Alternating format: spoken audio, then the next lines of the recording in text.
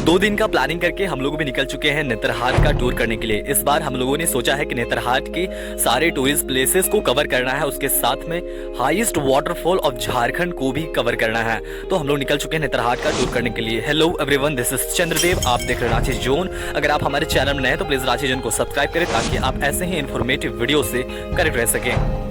तो हमारा पहला डेस्टिनेशन स्टार्ट होता है चीड़ के जंगलों से, मतलब पाइन फॉरेस्ट से हम लोग अपना डेस्टिनेशन स्टार्ट करते हैं और यहीं पर प्लानिंग करते हैं कि हम लोगों को कहाँ जाना है। पहले हम लोग अपर घाघरी जाएंगे या लोअर घाघरी जाएंगे या फिर नाशपाती के बगान जाएंगे या फिर कहाँ जाएंगे, ये प्लानिंग करेंगे। लेकिन उससे पहले चीड़ के जंगलों में अगर आप जाते हैं तो आप यहाँ पर ट्रैकिंग कर सकते हैं, आप यहाँ पर कैंपिंग कर सकते हैं। आप यहाँ पर जाने के बाद अपने सुनहरा और बेहद खूबसूरत पल यहाँ पर बिता सकते हैं। नेतरहाट की सबसे ज़्यादा घूमे जाने वाली जगहों में से एक यह पाइन फॉरेस्ट आपको बेहद ही खूबसूरत वातावरण देगा। यहाँ पर जाने के बाद आप मैगी बना के खा सकते हैं जो आपके लिए बेहद ही यादगार साबित हो सकता है।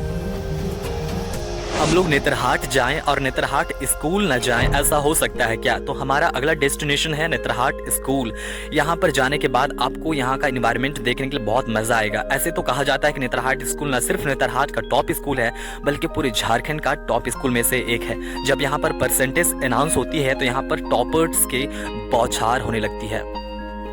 हर साल इस स्कूल से झारखंड टॉपर निकलते हैं, 2-4 टॉपर तो होते ही होते हैं। तो हमारा अगला डेस्टिनेशन है लोअर घाघरी एंड अपर घाघरी, जो नेतरहाट के टॉप वाटरफॉल में से हैं। यहाँ पर जाने के बाद आपको इसकी खूबसूरती बेहद नज़दीक से नजर आएगी। यहाँ पर जाने के बाद आप जो है लोअर घाघरी और अपर घाघरी वाटरफॉल का आनंद ले सकते हैं। यहाँ पर जाने के बाद जंगलों के बीच में यह वाटरफॉल आपको मोहित कर लेंगी।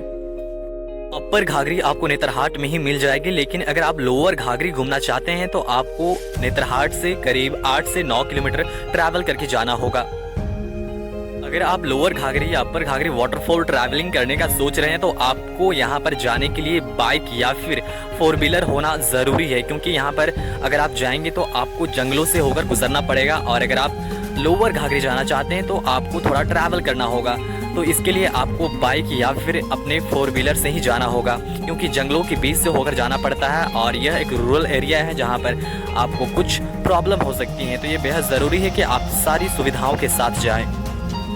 अगर आप इन सभी वाटरफॉल्स को विजिट करने का सोच रहे हैं तो आप अपने दोस्तों के साथ, अपने फैमिली के साथ, अपने स्कूल या फिर कोचिंग फ्रेंड सर्कल के साथ आप यहां पर जा सकते हैं। खासकर यहां पर पिकनिक बनाने के लिए नया साल में भारी भीड़ उमड़ती है और अगर आप भी प्लानिंग कर रहे हैं नया साल में यहां पर पिकनिक बनाने जाने के लिए तो ये जगह आपके लिए बेहद खास हो सकता है।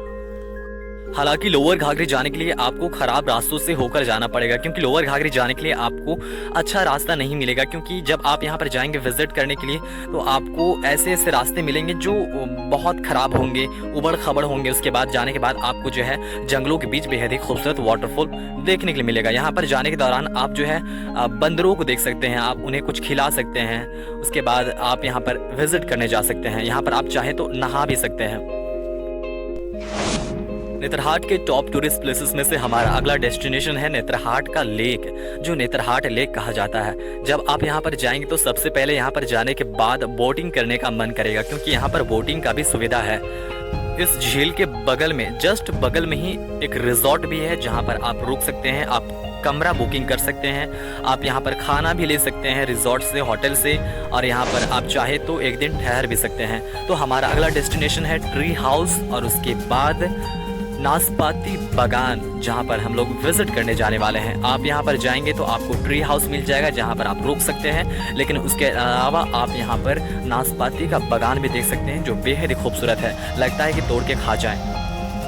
लेकिन इस नाशपाती बगान में आपको खरीदना है या फिर तोड़ के खाना है तो उससे पहले आपको यहाँ से परमिशन लेना होगा, उसके बाद ही आप यहाँ से फल ले सकते हैं।